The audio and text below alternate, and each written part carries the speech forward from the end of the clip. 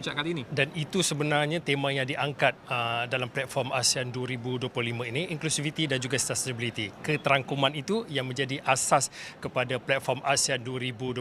Saya kira untuk waktu ini kita nak perkenalkan tetamu yang mungkin boleh beri sedikit pandangan dan juga berkongsi buah fikirannya. Khususnya kita nak bercakap tentang anak muda, Irfan. Betul, kerana tetamu kita di waktu ini adalah mereka yang terlibat dalam ASEAN Leaders Interfaith with Youth representatif yang akan berlangsung pada petang ini, yang mana mereka akan mengeluarkan kenyataan dan akan disambut oleh pemimpin-pemimpin daripada ASEAN. Persoalannya, apakah yang menjadi kerunsingan dan kebimbangan mereka? Kita bersama dengan Presiden Majlis Belia Malaysia, Saudara Izzat Afifi, dan kita juga bersama dengan Farida Dian wakil daripada Indonesia. Okey, kita mulakan dengan tuan rumah dahulu. Ya, kita mulakan dengan Izzat. Mungkin di awal ini dah berkenaan dengan, saya difahamkan bahawa delegasi belia daripada ASEAN sudah berhimpun sejak Jumaat untuk dialog belia ASEAN. Mungkin boleh kongsikan sedikit sebanyak apa yang dah dibincangkan, apakah isu-isu berkepentingan khususnya untuk belia memandangkan di peringkat tertinggi, lebih kepada isu penyertaan Timur Leste sebagai contoh, soal ASEAN Vision 2045. Adakah itu juga dikongsi oleh belia? Sudah tentu. Pertamanya terima kasih kepada Astro AWANI atas jemputan, dan hari ini sebenarnya adalah kemuncak kepada ASEAN Youth Dialogue ataupun dialog belia ASEAN, yang mana hampir 85 delegasi mewakili 10 buah negara termasuk Timor Leste juga daripada Malaysia sudah tentunya yang paling ramai, delegasi yang paling ramai, bersama-sama bermula pada hari Jumaat dan juga selesai ataupun bakal berakhir pada hari Rabu, yang mana kita membincangkan isu-isu besar, isu-isu yang melibatkan belia, isu-isu yang melibatkan anak muda, khususnya yang melibatkan ekonomi, melibatkan socio-ekonomi, melibatkan kata mobiliti antara belia dan juga anak muda di negara-negara ASEAN. Dan kita sudah membincangkan bermula pada hari Jumaat lepas, dan alhamdulillah semalam kita sudah pun menyelesaikan apa yang kita namakan sebagai ASEAN Youth Statement, satu deklarasi ataupun cadangan recommendation daripada belia-belia ASEAN kepada pemimpin-pemimpin ASEAN yang akan kita bentangkan nanti kepada pemimpin-pemimpin ASEAN pada sebentar saja lagi, dalam 45 minit lagi sebentar nanti. Okey, sebelum kita nak bercakap tentang deklarasi itu, senang sekali saya bersama dengan wakil daripada rakan tetangganya juga, Farida. Mungkin boleh dikongsikan apa mungkin menjadi tumpuan dan juga highlights-nya untuk youth anak muda daripada Indonesia apabila menyertai ASEAN 2025 ini. Baik, untuk isu yang kami bawa dari Indonesia sendiri adalah 4 isu. Yang pertama adalah mengenai health issue, about youth, and then also about digital innovation and transformation, and also about the climate action, and also about the youth participation in the policy making in the government level. Okay. Mungkin saya nak tanyakan salah satu yang menjadi tumpuan itu digital transformation yang disebutkan. Mungkin boleh beri sedikit gambaran skenario di Indonesia itu, di mana sebenarnya tahap digital transformation Indonesia untuk tahun 2025 kalau terkait dengan anak-anak muda? Saat ini anak-anak muda sudah memiliki digital literasi yang sangat tinggi, terutama di Indonesia. Namun saat ini tumpuannya atau challenges-nya adalah tentang infrastruktur yang tidak memadai mungkin bagi beberapa orang, termasuk dengan sosioekonomi yang rendah dan juga sosioekonomi yang tinggi. Mereka memiliki cukup tinggi untuk gap-nya di antara mereka, sehingga hal tersebut yang menjadi suatu isu dan juga concern yang ingin kita bawa kepada pemimpin-pemimpin khususnya di Indonesia. Saya ada melihat secara umum apabila kita sebut tentang belia dan juga teknologi, ialah gunakan teknologi untuk melakukan perniagaan sebagai contoh, dapatkan wang sebagai contoh. Tetapi antara persoalan berkenaan dengan cabaran di Indonesia ialah ramai belia menggunakan TikTok untuk wadidau. Mereka bukan menggunakannya itu untuk belajar, untuk meningkatkan ilmu, untuk berhubung dengan rakan-rakan ASEAN yang lain. Apa komentar berkenaan hal itu?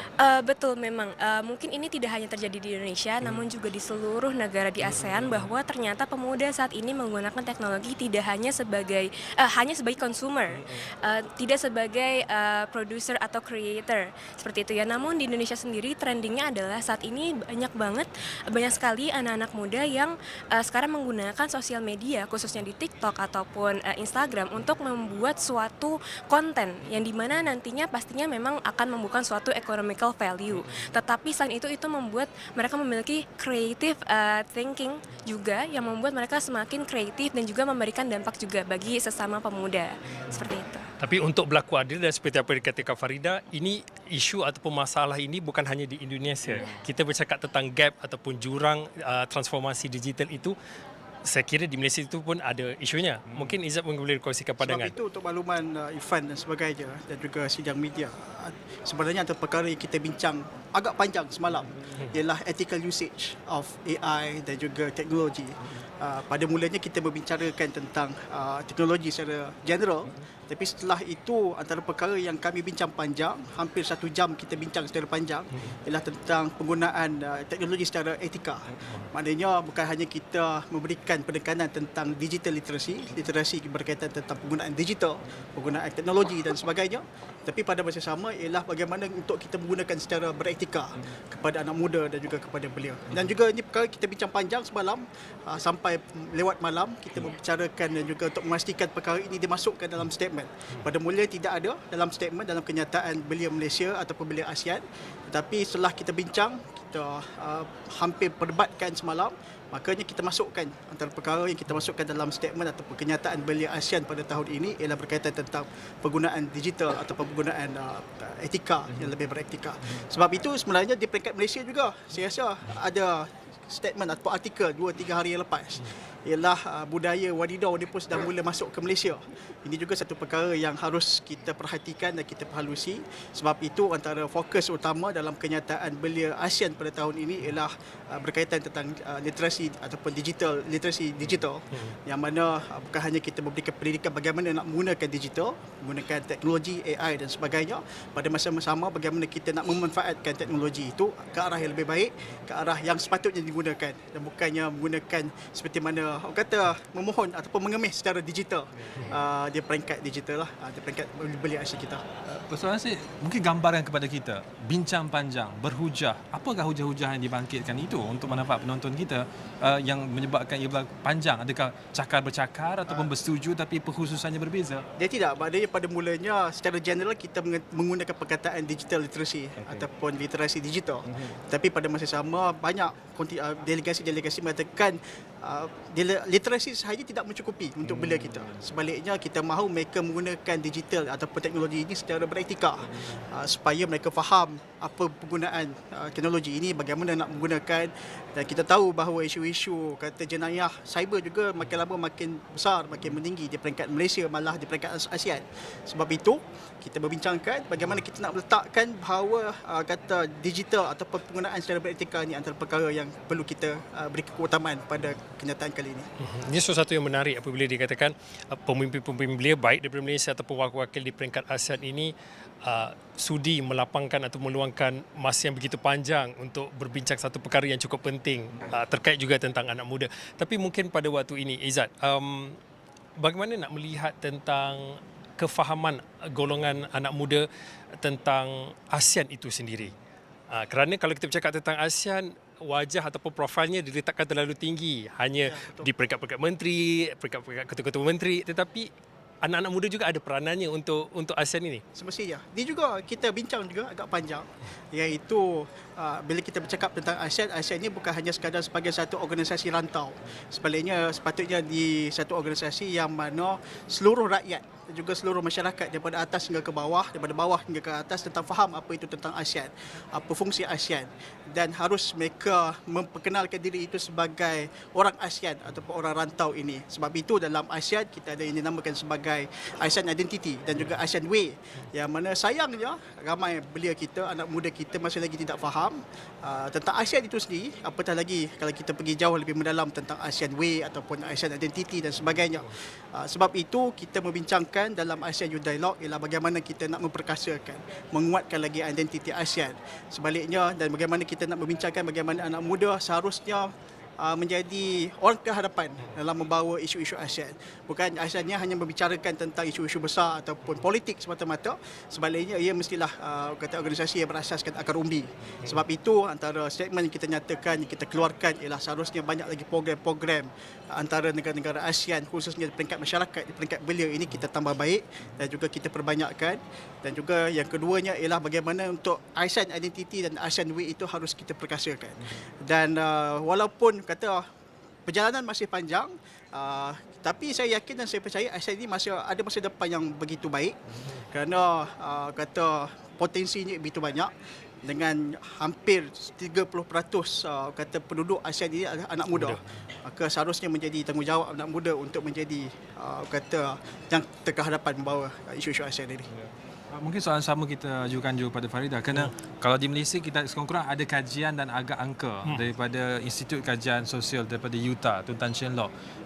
Soal faham dan juga menghargai ASEAN itu di kalangan anak muda agak rendah. Adakah di Indonesia juga berdepan dengan masalah yang sama? Belia tidak tahu sebenarnya ASEAN itu wujud. Dia tidak tahu mereka itu sebahagian daripada negara-negara ASEAN. Adakah isu itu berlaku di Indonesia? Mungkin isu itu terhadap beberapa pemuda memang terjadi, dikarenakan memang sekarang isu pemuda yang terjadi di Indonesia cukup serius karena berhubungan juga terkait personality dari tiap masing-masing dan juga future dari masing-masing personalnya seperti itu. Namun itu tidak menghentikan juga para community pemuda yang ada sekarang. Mereka sangat sering untuk menyuarakan tentang bagaimana kita di Indonesia, posisi Indonesia di ASEAN seperti apa, dan juga bagaimana partisipasi dari para pemuda di Indonesia bisa berdampak ke ASEAN itu sendiri.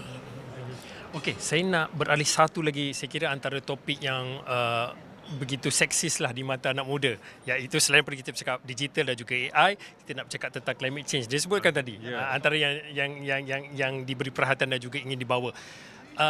Perhatian daripada Indonesia, daripada kacamata anak muda tentang isu climate change, mungkin boleh dikongsikan? Baik, untuk saat ini sekarang sangat banyak untuk gerakan-gerakan dari para pemuda untuk mensupport climate change dan juga green, termasuk bagaimana sekarang pemuda Indonesia sangat anti plastik. Mungkin salah satunya movement seperti itu sangat banyak dan sangat marak yang dilakukan oleh para pemuda di Indonesia. Dan juga mungkin dari penggunaan dari transportasi umum itu sendiri, itu menurut kami para pemuda itu dapat meningkatkan dan juga dapat memberikan solusi yang sangat signifikan terhadap climate change. Ini perbincangan antara pemuda di Indonesia dengan pemuda-pemuda dari negara lain. Malaysia, Singapura sebagai contoh. Kalau sebut tentang pengangkutan awam, mungkin Singapura antara contoh yang paling baik kita boleh ambil. Adakah ada perbincangan itu? Pemuda daripada negara berbeza dengan ASEAN berkomunikasi untuk bincangkan hal yang sama? Ya, pastinya ada ya, karena sekarang tidak ada barrier ya di antara negara tersebut, karena kita sekarang memiliki sosial media yang dapat menghilangkan barrier tersebut, sehingga pastinya ada, walaupun mungkin dapat terjadi dengan dua hal, dengan secara formal dalam hal seperti ini, forum-forum intercultural exchange, dan juga secara informal, karena kami dari pemuda Indonesia juga sangat meyakini bahwa kami dari Indonesia memiliki banyak hal yang dapat dipelajari oleh negara lain, dan juga kita juga bisa belajar dari negara lain, sehingga dari sana kita dapat membentuk suatu best practices yang pastinya dapat diimplementasikan tidak hanya di Indonesia tapi juga di negara-negara lain. Okay. Izan, untuk climate change, dan kita tahu untuk ASEAN kali ini juga kita berada di KCC, tapi di sebuah hotel dibincangkan tentang energy transition agenda peralihan tenaga. Jadi untuk konteks climate change, kita cakap pasal tenaga hijau, kita cakap tentang kelestarian alam, sustainability, antara kemampanan juga antara tema yang diangkat dalam ASEAN Malaysia 2025 ini. Jadi di mana sebenarnya kedudukan Malaysia khususnya dalam kacamata anak muda? Saya boleh katakan khususnya di kalangan anak muda ataupun belia Malaysia, isu climate change ataupun krisis iklim ni antara isu yang macam ibarat kata dah seksi di kalangan anak muda kita. Setiap kali pertemuan ataupun setiap kali perbincangan di kalangan anak muda kita tidak lari daripada isu melibatkan krisis iklim ini. Dan di peringkat anak muda Malaysia, saya rasa memang terkedepan. Setiap kali pertemuan ataupun COP, persidangan berkaitan tentang alam sekitar ataupun krisis iklim ini, kita tidak pernah kurang wakil-wakil belia dan juga anak muda datang bercakap, membawa isu-isu berkaitan tentang krisis iklim ini, khususnya membawa suara anak muda Malaysia dan juga di peringkat rantau ini. ASEAN ataupun Indonesia sebagai contoh terkehadapan dalam membawa isu-isu melibatkan coral reef ataupun melibatkan terumbu karang. Malaysia pula kita memang terkehadapan membawa isu krisis iklim secara in general, dan juga memang banyak NGO kita yang memang terkehadapan dalam membawa isu-isu krisis iklim ini. Di peringkat ASEAN juga, di peringkat rantau kita juga ada CAYC, Committee for ASEAN Youth Cooperation, yang mana dalam CAYC ini kita juga membawa perkara isu-isu melibatkan krisis iklim inilah. Setiap kali pertemuan memang antara perkara yang menjadi fokus anak muda kita ialah melibatkan krisis iklim, dan juga dalam kenyataan kita juga ada yang terakhir, tetapi yang selalunya yang terakhir itu yang paling panjang dan juga yang paling penting dalam statement belia kita pada tahun inilah. So krisis iklim antara fokus utama, yang mana dalam statement kita menyatakan bahawa perlunya ASEAN member state ataupun negara-negara ASEAN memberikan fokus, kerana dampak kesan kepada krisis iklim ini bukan pada masa sekarang, tapi pada masa generasi yang akan datang, kepada generasi anak-anak muda 10 tahun, 15 tahun yang akan datang. Saya nak kaitkan itu dengan dokumen yang akan ditandatangani pada petang ini di Sidang Kemuncak ASEAN, iaitu ASEAN Vision 2045. Dan salah satu daripada komponennya itu ialah untuk pastikan bahawa vision ini ialah actionable. Ada tindakan-tindakan yang bermakna, yang betul-betul boleh membawa perubahan. Dan saya nak memecah persepsi bahawa persidangan ASEAN ni cakap saja, meeting, mesyuarat saja. Tidak ada sebenarnya tindakan yang bermakna. Pada pandangan belia, apa yang seharusnya dilakukan untuk pastikan bila kita sebut tentang soal perubahan iklim sebagai contoh, ada tindakan bermakna, bukan sekadar berbual dan deklarasi, statement-statement semata-mata. Sebab itu di peringkat ASEAN, di peringkat belia kita namakan, selepas kita mewujudkan statement ini, kita sudah mewujudkan satu komiti untuk memantau, untuk memastikan kenyataan-kenyataan ataupun statement dalam ASEAN statement ini. Kita ada satu grup yang akan memantau pada 2 tahun, 3 tahun yang akan datang, di manakah pergerakan dan juga kemajuan kepada statement yang kita keluarkan di Kuala Lumpur. Kerana kita tahu pada tahun ini juga, ataupun tuan rumah Malaysia, kita akan melancarkan juga satu dokumen yang penting, iaitu ASEAN Vision 2045, yang mana dokumen yang melibatkan belia juga kita kaitkan sekali dengan ASEAN Vision 2045 ini. Sebab itu di peringkat belia, khususnya di peringkat CAYC dan juga MBM, kita sudah mewujudkan ataupun satu grup pemantau lah, satu komiti untuk melihat kenyataan ataupun deklarasi, recommendation yang dikeluarkan pada hari ini oleh belia-belia ASEAN, sama ada ia dipatuhi ataupun ia dijadikan sebagai polisi di peringkat negara-negara. Dan setelah itu kita akan menghantar kembali kepada negara-negara sahabat dan juga negara-negara ahli ASEAN ini, ke manakah berapa persen sudah dilaksanakan segala recommendation yang telah dikeluarkan oleh belia-belia. Sebab itu, tetapi ia sudah tentu di peringkat akar umbi mereka tidak melihat apakah kata kesan daripada setiap pertemuan, setiap perbincangan mesyuarat ASEAN ini. Tapi sebenarnya kalau kita lihat pembangunan dari segi ekonomi, pembangunan contohnya mobiliti anak-anak muda kita sudah makin lama makin lagi besar. Maknanya bukanlah satu perkara yang pelik untuk rakyat Malaysia bekerja di Singapura ataupun bekerja di Vietnam dan sebagainya, kerana mobiliti yang telah hasil daripada pertemuan-pertemuan di peringkat ASEAN ini. Apa hasil yang visi ASEAN itu 20 tahun ke hadapan? Mungkin Izzat pun nanti dah tidak jadi golongan pemuda atau pemuda, tidak menjadi beliau. Jadi apa hasil yang ingin dilihat dan ingin diwariskan kepada anak muda? Mungkin nanti 2045 itu gaya approach anak muda itu cukup berbeza. Daripada segmen yang kita keluarkan, perbincangan hampir 3 hari atau 4 hari ini, fokus anak muda ialah melibatkan sosial ekonomi, melibatkan teknologi. Kita tahu bahawa malah PM kita, kalau kita lihat statement-statement kenyataan kepengurusan Malaysia kali ini, memberikan fokus tentang digital economy. Dan anak muda kita juga melihat bahawa digital economy ini satu perkara yang penting. Kita harus embrace this particular digital literacy dan juga digital economy ini, supaya 20 tahun akan datang ASEAN ataupun rantau ASEAN ini mampu bersaing dengan rantau-rantau yang lain. Dan kita tahu bahawa ASEAN ini adalah kata ekonomi keempat terbesar dunia. Jadi peluang potensi itu besar kepada anak muda kita, kepada hampir 300 juta anak muda kita di peringkat rantau ini.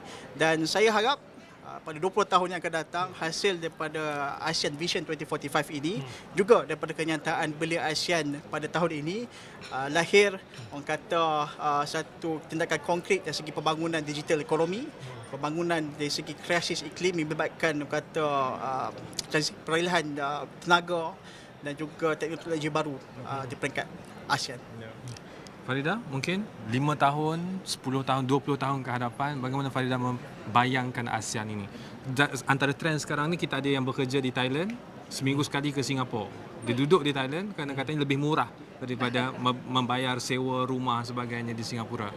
Kita akan ada ECRL, perjalanan daripada Singapura naik ke Thailand, ke Laos, ke Kamboja itu lebih mudah. Malangnya mungkin Indonesia sedikit terpisah. Kalau ada tanah di antara Malaysia dan Indonesia, boleh kita buat satu train di situ. Tapi membayangkan 10-20 tahun akan datang, bagaimana Farida membayangkan rantau kita ini akan jadi lebih dekat di kalangan rakyatnya? Imajinasinya. Ya. Oke, pastinya karena saat ini penggunaan teknologi sangat masif dan juga sangat pertumbuhannya sangat signifikan. Pastinya dari segi teknologi itu sendiri yang akan sangat diimplementasikan ya dalam 5-10 tahun ke depan. Dan untuk saat ini walaupun penggunaan digital mostly hanya di level literasi digital, tapi saya harap dalam 5 hingga 10 tahun ke depan bisa mencapai suatu inovasi digital yang memang marak dilakukan dari tiap negara ASEAN itu sendiri gitu. Jadi sudah tidak hanya sebagai konsumer saja dan juga hanya mengetahui penggunaan digital itu seperti apa, tetapi juga membuat sesuatu inovasi yang dapat memberikan dampak yang signifikan untuk terhadap sesama lewat teknologi. Saya kira kita tak begitu banyak masa yang ada, mungkin dalam 4 ataupun 5 minit akhir. Banyak nak tanya, Izzat ni TVET pun belum lagi kita nak cakap. Tapi mungkin akhirnya kita pergi ke Farida dahulu. Apa yang akhirnya apa yang diinginkan sebagai seorang pemuda daripada Indonesia dan di bawah payung ASEAN itu sendiri? Akhirnya seperti yang dikatakan Izzat tadi, pemuda sepatutnya sudah bersedia untuk menjadi pemimpin pada masa depan dan mungkin pada ketika ini. Bagaimana melihat kepada kesediaan anak muda? Anak muda perlu bersatu padu. Kadang-kadang anak muda itu yang bergaduh di media sosial. Perkara-perkara yang remeh. Siapa punya nasi lemak? Siapa punya batik? Siapa punya batik? Tapi apabila saya baru pulang daripada Jakarta, saya sendiri menonton konser di Jakarta ataupun di Bogor, saya melihat bukan saja makanan, muzik juga boleh menyatukan kita. Jadi bagaimana anda melihat? Anak muda perlu bersatu, anak muda perlu bersepakat, anak muda juga ada suara dan anak muda ada solusi ke hadapan untuk ASEAN. Betul, yang saya harapkan untuk para pemuda pastinya kami ingin sekali untuk dapat membentuk suatu dunia yang inklusif dan juga peaceful, itu yang pastinya. Karena saat ini di negara ASEAN sendiri kami memiliki satu keunikan dari ASEAN adalah diversity, right? Keberagaman itu sendiri. Dan itu yang ingin sekali kami jadikan suatu uniqueness yang ingin kita bawa juga di global scale. Dan sehingga untuk itu bisa terjadi, kita harus bersatu terlebih dahulu. Dan juga menghilangkan barrier-barrier, mau itu secara cultural ataupun secara jarak mungkin ya. Sehingga kita dapat bersatu dan juga bisa memberikan dampak juga tidak hanya di ASEAN tapi juga di seluruh dunia. Saya cuma ni satu soal ringkas. Apakah penilaian Farida terhadap kepengerusian ASEAN oleh Malaysia setakat separuh pertama tahun 2025? I see. Saat ini jika saya boleh jujur, this is my first time in Malaysia. So, and I was actually really impressed about Kuala Lumpur and how this event is organized. I mean, when I know that the roads are blocked for this current event, I feel specialized and also exclusive. Jadi kami menyadari juga bahwa ternyata untuk para delegasi dan juga partisipan dari event ini kami sangat diberikan privilege dan juga sangat merasa dihormati seperti itu, sehingga saya sangat mengapresiasi untuk acara ASEAN Malaysia tahun 2025 ini. Sila soalan terakhir daripada Fauzi tadi. Pertama, kita mengharapkan pemimpin ASEAN berani untuk mengeluarkan satu kenyataan dan juga tindakan yang konkret pada tahun ini. Yang keduanya, di peringkat belia kita mengharapkan hasil daripada kepengurusan Malaysia kita mampu melahirkan satu dokumen yang baik. Yang kedua ialah satu keputusan yang mana melibatkan digital ekonomi. Kerana kita tahu bahawa PM kita amat memberikan penekanan berkaitan tentang ekonomi digital ini. Yang ketiganya ialah kita mahu anak muda lebih diberikan mobility di peringkat rantau ini. dan saya yakin, saya percaya dalam masa 5 tahun, 10 tahun nanti rantau ASEAN ini walaupun mungkin tidak sebaik kesatuan Eropah, tapi kita sudah ke arah tersebut, dan dengan kekuatan yang ada pada ASEAN dan juga antara rantau yang paling aman, so kita ada potensi yang besar untuk belia dan juga untuk rantau ini. Tapi anak muda kena positif. Kita kena tentu. yakin. Sudah tentu. ASEAN lebih maju daripada yang lain, insyaAllah. Sebab tu kompetitif itu kena ada. Baik, ya, itu diskusi kami bersama dengan wakil belia anak muda yang menyertai Sidang Kemuncak ASEAN kali ini. Mereka menyertai ASEAN Leaders Interfaith with Youth Representative, yang mana 10 tambah 1, 11 negara bersama berdepan dengan pemimpin-pemimpin ASEAN, menyatakan komitmen dan kenyataan mereka, dan mereka mendapatkan respon, dan respon itu kita akan laporkan dari semasa ke semasa di platform astrawani.com. Dan seperti apa yang disebutkan oleh Irfan dan juga seperti apa yang kami janjikan sebelum ini, liputan untuk ASEAN 2025 kami bawakan di semua platform, dan bukan saja kita melihat di peringkat eksekutif tertinggi saja, sehinggalah ke peringkat anak muda juga pentingnya keterangkuman dan juga kemampanan ASEAN 2025. Sekiranya itu saja untuk waktu ini. Saya Fauzi Zain dan saya Irfan Faruqi, terus bersiaran dengan Astro AWANI untuk dapatkan perkembangan Sidang Kemuncak ASEAN yang berlangsung sehingga esok.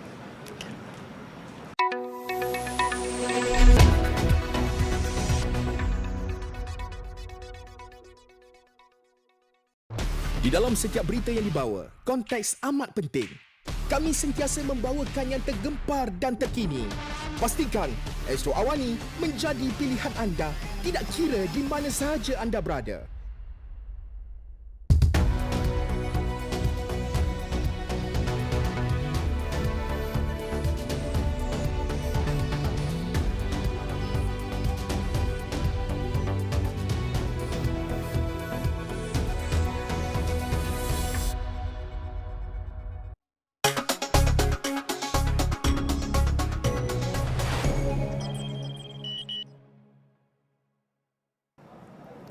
Hello and welcome to this special show of ASEAN in conjunction with ASEAN Summit, 46 ASEAN Summit in Kuala Lumpur Convention Centre. And with me right now, I'm honoured with Umesh Pandey, Thailand Trade Representative.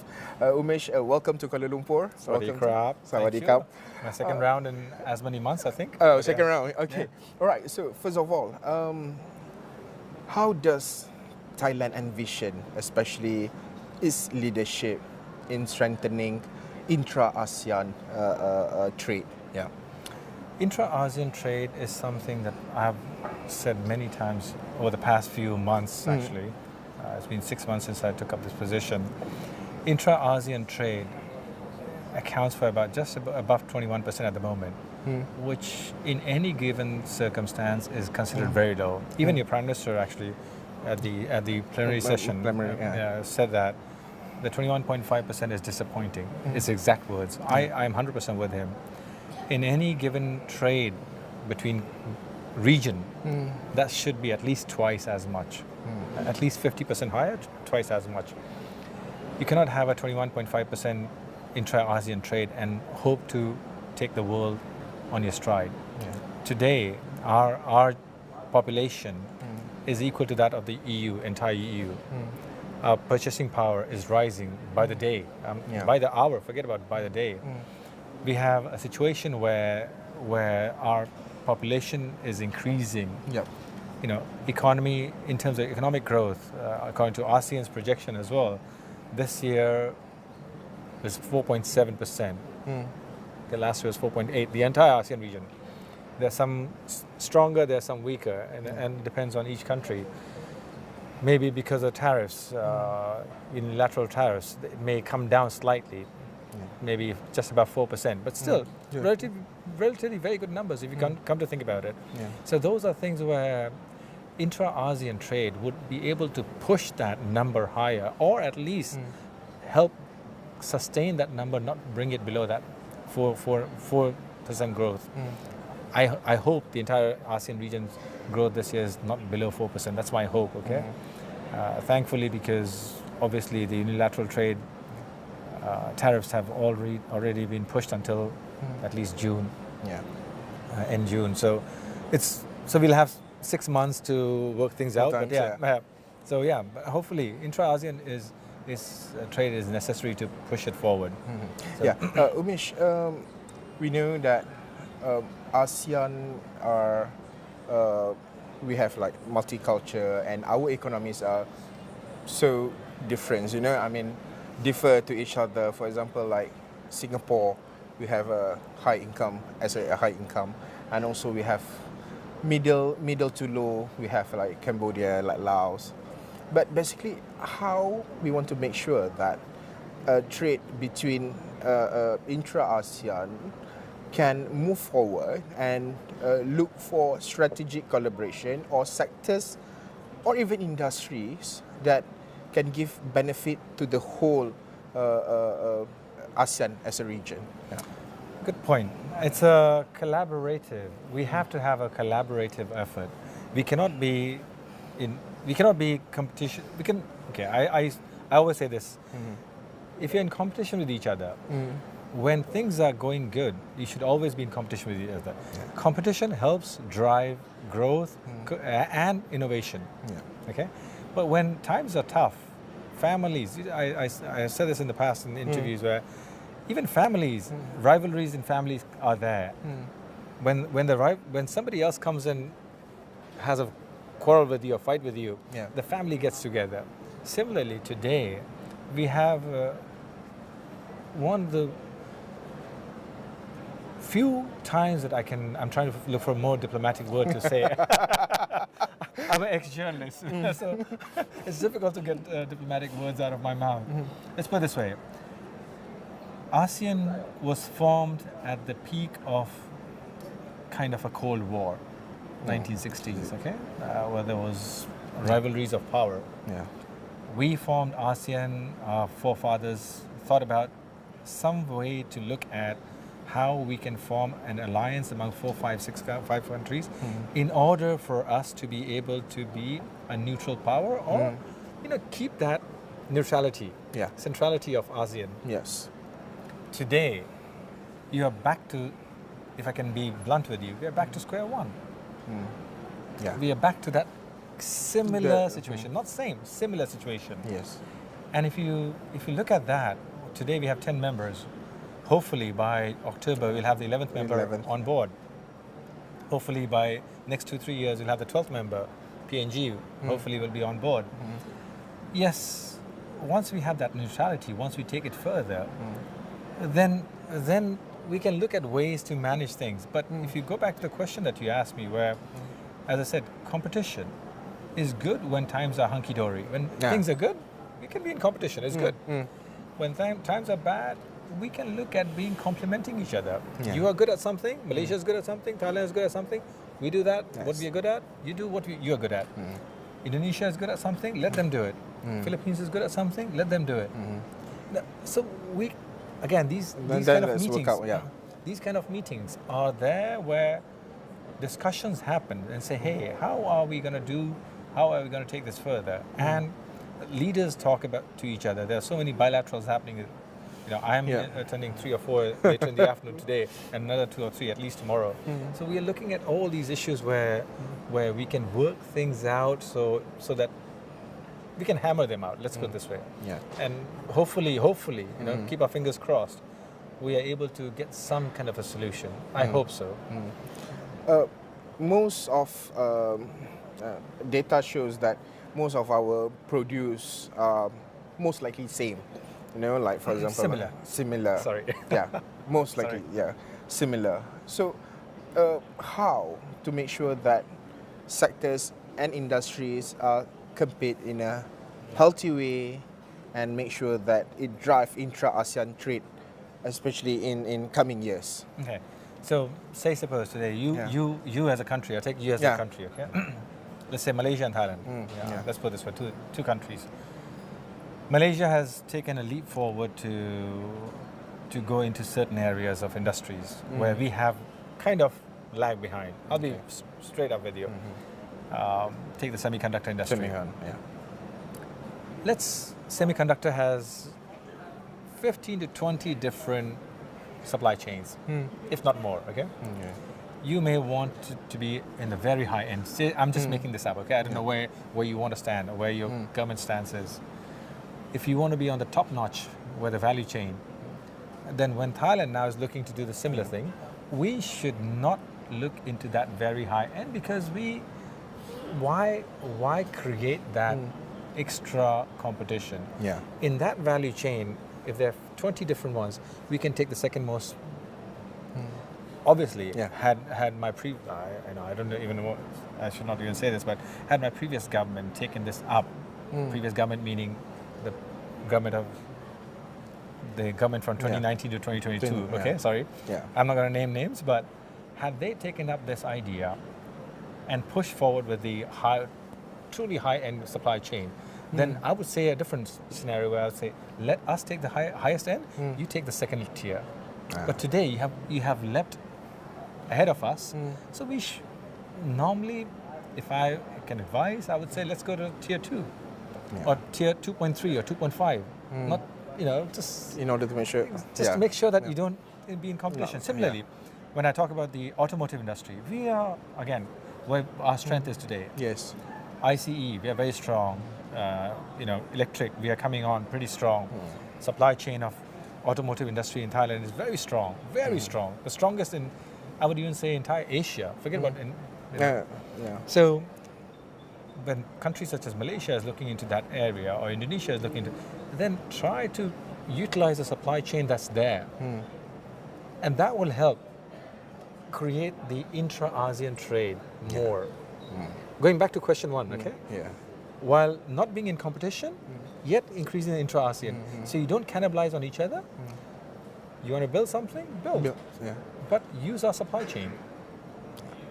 Similarly, complement each other. That's, again, I'm connecting the various questions for you. And that way we can help each other rather than kill each other. I'm sorry. We cannot be killing each other at this moment of time. Not at this moment of course, time. Sorry. I'm agree. Not any time, but... But Umesh, basically, what are the biggest, especially non-tariff barriers currently that may be hampering intra-ASEAN trade, and what's being done to resolve these non-tariff barriers?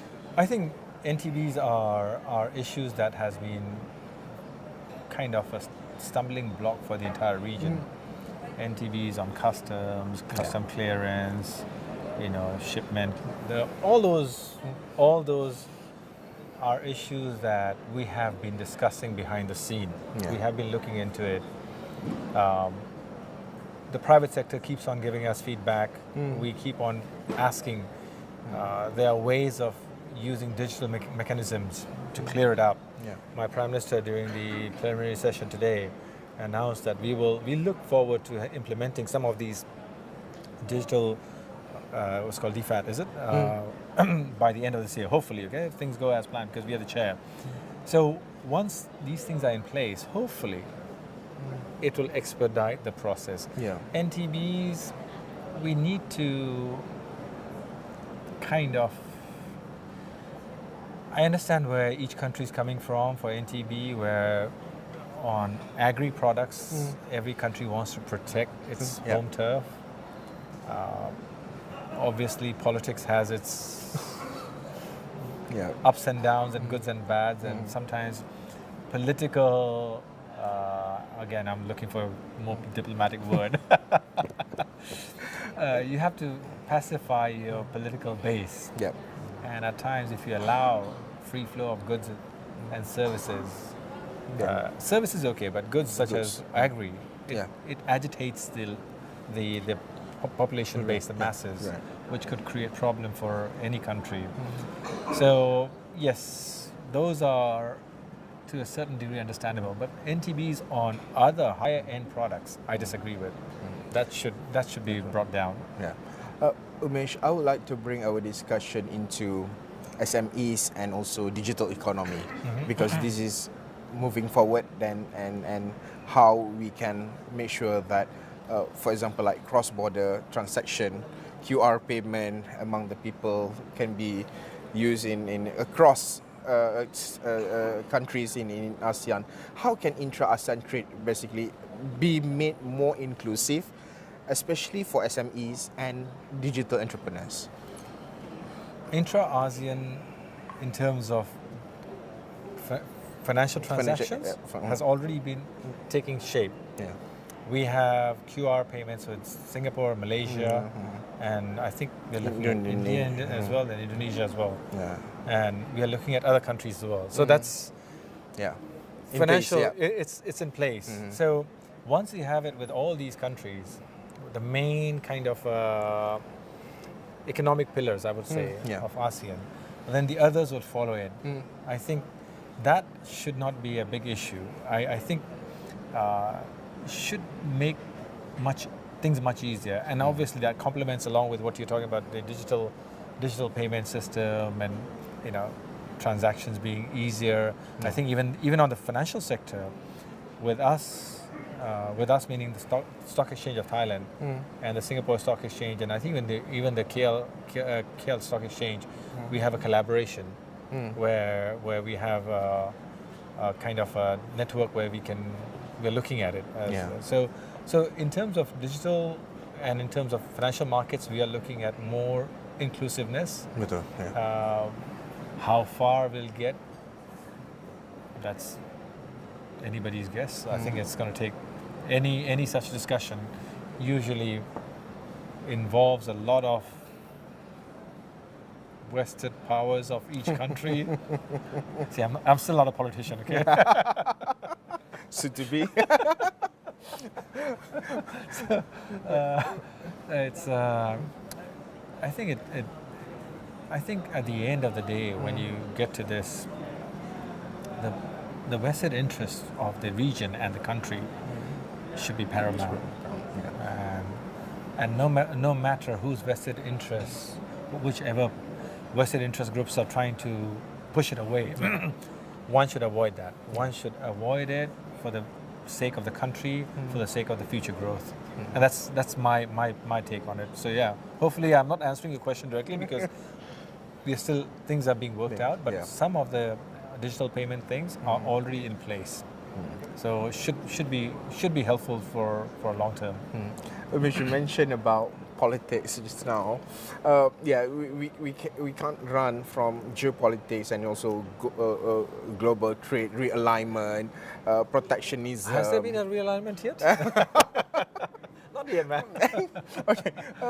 In light of rising global protectionism and also new tariffs, etc., how can ASEAN, in the big context, how can ASEAN better insulate itself and strengthen intra-regional trade flows? I think what's happening upstairs, that's the best way. I think the fact that all the leaders today are raising the issue of how we can join hands, how we can remain strong. In unity is our strength, and that is the ASEAN way. I think that's the only way you can come out with something that's tangible. One of the, I would not name, one of the prime ministers said either ASEAN hangs together or each one of them is hanged one by one. And that to me stands out as a way to simply say, let's get our act together or we'll... Okay. Yeah. You said it, I didn't say it. One more thing that I would like to bring into our conversation is about bilateral and multilateral, because we know that the concept that being proposed or used by Americans now, that no more negotiation under multilaterals, but okay, each country need to come to see me and discuss further. Okay, it's fine. But do you optimist, or what's your thought on, as a bloc, ASEAN as a bloc, to negotiate with United States on the tariffs? Or it's better to be each and single country to discuss with their trade representatives and comes with solution? Now, you answer the question yourself. So now, if you, I'm ex-journalist, so I read. Okay, when people ask me questions, you answer the question in the first half of your question when you said the United States. You're mentioning the name, not me. Okay, United States wants each country to come and negotiate. Multilateralism. No, bilaterally. Okay, bilaterally. So that's okay. Answering your question. Okay. ASEAN as a grouping still believes in multilateralism. Multilateral way of dealing has been our strength, will remain our strength, and will continue to be our strength. If a country is looking for bilateral, then you as an ASEAN group cannot push your way into negotiating with that country on a multilateral basis. You'll have to listen. If you're the country that's saying, I only want bilateral, I cannot have 10 or 15 countries along with me and say, hey, deal with me, or, you just walk out. Yeah. We can't do that. I'm sorry. But that's a fact. So if a certain country is not willing to, and I'm not naming that country, I'm being a politician for a change, then we cannot push our way into negotiating on a multilateral basis. It has to be bilateral. But we as ASEAN believe in multilateralism, and we remain committed to that. Yeah. Of course, Umesh, lastly, finally, sorry. My last question is to you. What is your key message to ASEAN business leaders, or maybe the governments itself, as we chart the ASEAN Economic Community 2035 and beyond, and now soon to be ASEAN Community Vision 2045 for another 20 years? Your key message to ASEAN, especially in the context of among the business leaders? I think very good question and very good points. I have been covering ASEAN since 2004, if I remember correctly, as a journalist. And I believed in AEC. 2015 was the day I said, this is where ASEAN would be. We will be together. Okay, we'll be. Did it happen? Yeah. So it did take place. But I think what is required now is enhanced integration. Okay. We have integrated, yes. Okay, I'll give my country, okay? Thai companies have invested heavily in Malaysia, Vietnam, Indonesia, Myanmar, Laos, Cambodia. It's pretty decent. Yeah. Pretty decent. Malaysian banks have come in here, in Indonesia, Singaporean banks, and Singaporean companies. Some of them have, obviously banks have gone very... So, in terms of integration, yes. Manufacturing and call it, okay, I would not say mining, but manufacturing and other industries, not so much. Thai companies have gone across the region. Singaporean, not so much. Malaysian, so-so. Indonesian, so-so. Sorry, no worries. So there are. It cannot be a one-way street. I think in terms of integration, every country has to take that extra mile. They have to walk the extra mile to be able to integrate better into that. Some countries say, market size is big enough, we cannot expand. Yeah. Yes, but you can still expand part of it, test the market. Yeah. If a product, I'm just some product that's edible product. If a product that you're catering to, and you have, suppose I'm just making this number up, 50 million population. I'm not going to say a bigger number, because then you'll figure out which country I'm talking about. So, if you have 50 million population, it's a young population. Today, Thailand has a population base of 67, 68 million, and it's aging, so average population of 40. Then, if your edible product is catering to younger generation, you look at something that's for the older generation. And you expand a small portion of that into my country. It helps. You're looking for food processing. Okay, you're looking for food security. Okay, I'll give certain countries, including your country. You want the food security. Singapore wants food security. Yes. Indonesia wants food security. What's the best way of food security? Set up a plant in a food secure country for processing food so that you can store it. Yeah. Which is one of the most secure in terms of food security in this region? Thailand.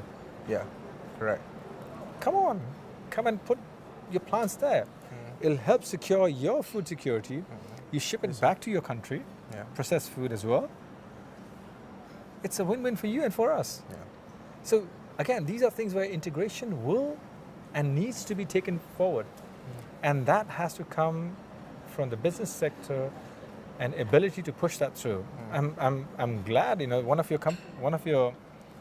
your companies last time I was here about 2 months ago made a commitment to setting up about $20 to $30 million plant in Thailand for food processing. Oh. And sadly, I'm here. Not sadly, I'm here. We are having food Thai Fix. It's a food fest. Not fest, but it's a exhibition. Exhibition, okay. Starting tomorrow, and this person is flying there tomorrow. I think it's night, to hold meetings and to find out which companies we should join up. So these are things where we can help each other, complement each other. And again, back to this question one. Again, all that leads to greater intra-ASEAN trade. Intra-ASEAN investment, intra-ASEAN trade. Who benefits from it? The 670 million ASEAN people. So at the end of the day, the private sector has to take that effort, make the effort, push for it, see where the value is, see where it can push things through, and then take it forward. The government always is a facilitator. We can pitch. G2G always. We can pitch. You know, we can pitch things day in, day out to you. Yeah. But you with the money are the ones who are going to make the decisions. And you have to think. And you have to think what is aligned with your country's best interest, what's aligned with your interests, what's aligned with your shareholders' interests. That's the most important. And if it all makes sense, come. We'll facilitate things. Of course, complementing each other. Exactly. At the end of the day. And it gives benefits to all of us. Thank you so much, Umesh. Thank you. Khop khap. Thank you so Thank much. you. And thank you for your time. And of course, we look forward for more time with you and to discuss further, especially looking forward into ASEAN Community Vision 2045. Thank you for now. I'm Haris Ashraf Hasnan. Stay tuned. Continue with us in Astro AWANI.